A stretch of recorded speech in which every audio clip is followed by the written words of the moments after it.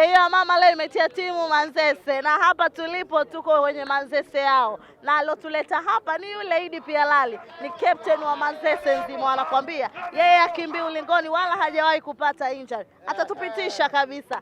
Hii maandalizi yapoje? Idi vipi? Oya, nganga nipo poa kabisa kama unaponiona. Fresh kabisa eh?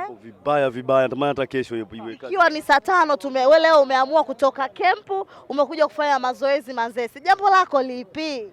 Jambo langu kwanza la wa Manzese, kwa sababu Simba wa Manzese.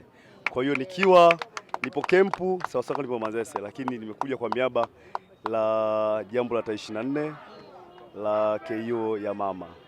Mama hataki utani. Mama hana mbambamba. Mama shughuli zake bwana, ahadi zake zimenyooka. KO ya mama M10 itaingia mfukoni kwa Pialali au itaenda Malawi? Hiyo lazima ingie kwetu. Inabaki hapo Tanzania kwa mtoto wa mama mwenyewe. Lazima ibaki.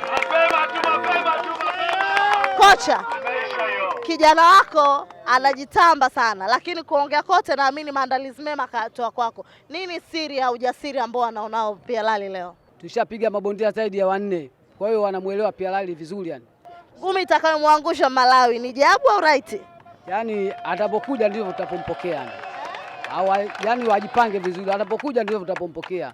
Sisi hatunaga papara yani. Manzese kuna faa? Hakuna. Manzese kuna bwege? Hakuna bwege. Ndio kauli mbiu yetu. Manzese hakuna fara. Sasa huwezi kuwa kiongozi afu ukawa bwege. Hapa kwenyewe tuko sawa. Au na wewe tukutafutie pambano la utangulizi, mwenyekiti utaiwakilisha Manzese? Mlete mzee mwenzangu yoyote unayemuona yule wakati wote. KO ya mama